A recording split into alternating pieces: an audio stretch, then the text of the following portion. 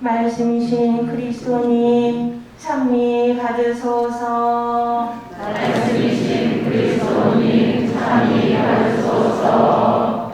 사람은 빵만으로 살지 않고 하느님의 입에서 나오는 모든 말씀으로 산다. 말씀이신 그리스도님 찬미 받으소서. 주님께서 여러분과 함께 또한 사제의 영과 함께 마르코가 전한 거룩한 복음입니다.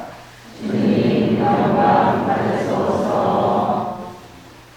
그때 성령께서는 예수님을 광야로 내보내셨다. 예수님께서는 광야에서 40일 동안 사탄에게 유혹을 받으셨다. 또한 들짐승들과 함께 지내셨는데 천사들이 그분의 시중을 들었다. 요한이 잡힌 뒤에 예수님께서는 갈릴레아에 가시어 하나님의 복음을 선포하시며 이렇게 말씀하셨다. 때가 차서 하나님 나라가 가까이 왔다. 회개하고 복음을 믿어라. 주님의 말씀입니다. 그리스도님 찬미합니다. 앉으시겠습니다. 참 예수님, 참 예수님. 한 주일 동안 잘 지내셨습니까? 네. 지난주에 오은 교리를 제의 수일에 대해서 잠깐 말씀을 드렸습니다. 이 사순이라는 것은 41을 나타냅니다. 일순은 열을 나타내는데 이순, 삼순, 사순에서 40일 동안 교회는 자기 자신을 되돌아보고 성찰하면서 회개하면서 그동안 멀어졌던 하나님과 관계를 회복시키라고 교회가 정한 전례 준행에 따라 교회는 40일 동안을 보내고 있는 것입니다. 40일은 어떻게 정해졌냐? 부활절을 중심으로 앞으로 40일을 뛰게 됩니다. 앞으로 쭉 가다 보면 40일 가는데 주일은 주님께서 부활하신 날이기 때문에 사순절에 해당하지 않습니다. 그러다 보면 오히려 더 많이 나가게 되는데 6주를 쭉 땡기다 보면 6, 7은 42 주일이 6번 있습니다. 그러면 42에서 6번을 빼면 숫자가 얼마 남죠? 36이 남습니다. 그러면 4일이 부족하잖아요. 4일이 부족하니까 사순 제1주일부터 다시 4일을 앞으로 땡깁니다. 앞으로 더 나갑니다. 그렇게 되면 도착하는 날이 수요일이 되는 것이죠. 그래서 제1수요일부터 성토요일 전까지 40일을 우리가 보통 회개와 보석, 이런 급기와 고통을 이겨내는, 그래서 마지막 부활절을 맞이할 때까지 기간을 이런 사순, 보석의 시간이라고 얘기를 합니다. 그래서 제1수일 사순절이 시작하는 이때에 우리 자신을 이때만큼이라도 일상생활에서 벗어나 자신을 되돌아보고 성찰할 수 있는 그런 시기, 결국 죽음을 미리 맛보고 살아가면서 다시금 부활의 영광이 얼마만큼 기쁜지, 우리 일상에서 벗어나서 지금까지 다가왔던 하나님과 관계를 회복했을 때의 그 기쁨을 부활에 느낄 수 있도록 이 첫날인 제5수요일날 죄를 끼얹게 됩니다. 미사후에 강론 끝나고 여러분에게 죄를 얹지 못한 분들에게 죄를 얹혀드리도록 할 것입니다. 죄를 얹혀주면서 이 40일 동안 우리는 우리 신앙생활을 계획하게 됩니다. 여러분들에게 나눴던 사순식이 신앙생활 개표가 되면 거기는 영적인 독서, 또 성경, 통독, 또 거기에 따라서 일상생활에서 실천할 수 있는 선행, 물적 공헌 여러 가지가 있습니다. 그래서 이사 끝나고 나면 영적 독서는 밖에서 성물방에서 구입할 수가 있습니다. 오늘은 제대에 대해서 말씀드리고자 합니다. 제대. 성당에서 딱 들어오게 되면 먼저 보이는 것이 제대가 있고 또 양쪽에 초가 있고 독서대가 있고 강실이 있습니다. 전례 공간에서 가장 중요하다고 생각되는 부분이 어디라고 생각하세요? 감실이에요? 제대예요? 제대입니다.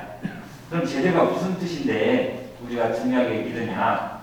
제대는 예수님께서 최후 만찬 때 제자들과 함께 식사를 했던 그런 장소입니다. 식사를 하던 장소. 또 다른 의미는 예수님께서 이 식사를 하시면서 마지막으로 당신이 완성하고 됐던 희생제사, 십자가의 희생제사를 통해서 당신이 이루신 죽은 장소입니다. 그리고 예수님께서 죽음에서 끝난 것이 아니라 다시 십자가에서 내려왔던 그 묻히신 장소, 그리고 부활한 장소를 나타냅니다. 결국은 이 제대는 식사를 하셨던 장소, 희생제사의 시작과 끝을 이루는 장소입니다. 크게 얘기하면 예수님이 희생제사인 식탁에 있어서 이루셨던 그런 일들을 마지막 죽음과 부활을 이루신 장소라고 말할 수 있습니다. 제대는 그래서 성당의 중심 장소입니다. 이 제대에서 이루어지는 성찬에는 그날 이루어진 음식은 그날 모두 소비하는 것을 원칙으로 합니다. 감실이 있게 된 이유는 성찬에서 남은 성체, 숙성된 빵을 모셔두는 이유는 갑자기 발생하는 병자들 아니면 죄인들을 위해서 믿고 있는 죄인들이 그 감옥에 가 있을 때 성체를 영합니다. 또 지금 코로나 같은 상황 속에서 성체를 모시고 싶지만 미사에 나온 것이 두려워서 집에 계신 분들이 저 성체를 모시고 싶습니다 라고 간절히 원하면 사제는 그분들에게 성체를 모셔다 줄 수 있는 그런 여유분을 남겨두는 것입니다. 그렇다고 해서 제대에 오게 되면 먼저 성호경을 긋고 정중한 예의를 표시하지만 성체 감실이 모셔지는 성체가 모셔지는 감실 앞을 지나갈 때는 무릎을 꿇고 특별한 존경의 예를 드려야 합니다. 나중에 감실에 대해서 한번 설명할 기회가 있을 겁니다. 전례의 중심은 제대다. 그렇기 때문에 예수님께서 식사를 하셨던 그런 장소에 가능하면 앞에 나와서 우리도 함께 예수님을 만나볼 수 있는 그런 자리를 앞자리부터 마련하게 된 것입니다. 오늘은 새롭게 시작하시는 예비자반이 있습니다. 세 분이 나오셨는데 잠깐 세 분을 환영하는 마음으로 뜨거운 박수로 환영하도록 하겠습니다. 일어서 주시죠.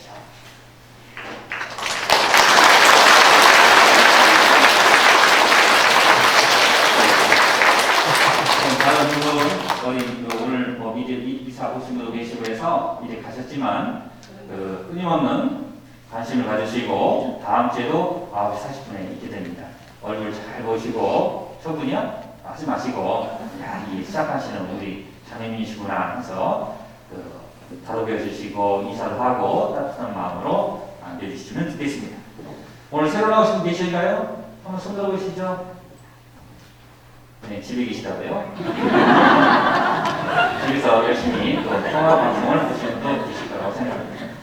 오늘 제1독서와 복음, 그 다음에 제2독서의 주제는 구원과 이로 희망을 안겨주는 주제입니다.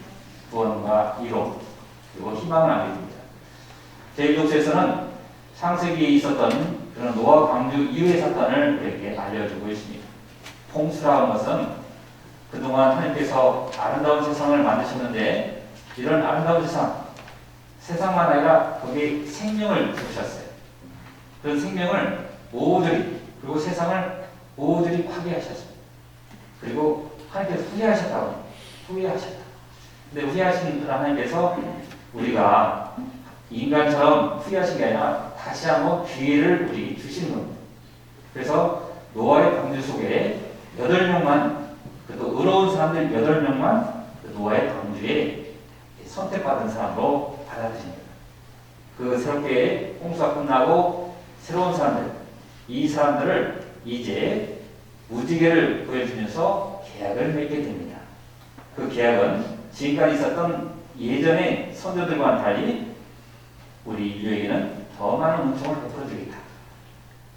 그동안은 고통의 시간이었지만 새로운 희망의 시기가 다가올 것이다. 그래서 이런 표현을 교회라고 하는 표현으로 나타냅니다. 하늘과 땅을 이어주는 하나의 표시, 무지개를 통해서 이 하늘과 우리 인간을 이어주는 또 다른 표시를 알려줍니다. 그것이 교회입니다. 눈으로 볼 수 있는 표지를 우리 주셨는데 이 교회를 통해서 하나님께서는 언제나 우리와 함께 계시겠다. 어려운 시기에도, 힘든 시기, 고통의 시기, 이런 시기에도 우리에게 위로와 희망을 주시겠다고 말씀하고 계십니다. 그런 의미에서 오늘 제1독서에서는 우리 신자들이 어떻게 해서 세례를 받게 됐는지 세례의 근본적인 의미를 알려주고 있습니다.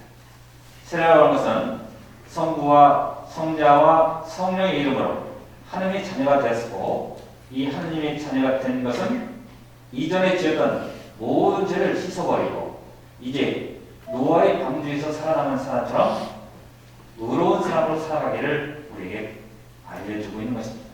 의로운 사람. 하나님을 믿고 따르는 그리스도인들은 이제 하나님을 바라보고 살아가는 사람입니다. 하지만 그렇게 열심히 살아가려 해도 항상 우리 눈앞에는 고통과 시련이 다가옵니다. 그런 고통과 시련을 어떻게 이겨낼 것인가? 오늘 복음에서 예수님께서 직접 우리에게 보여주십니다.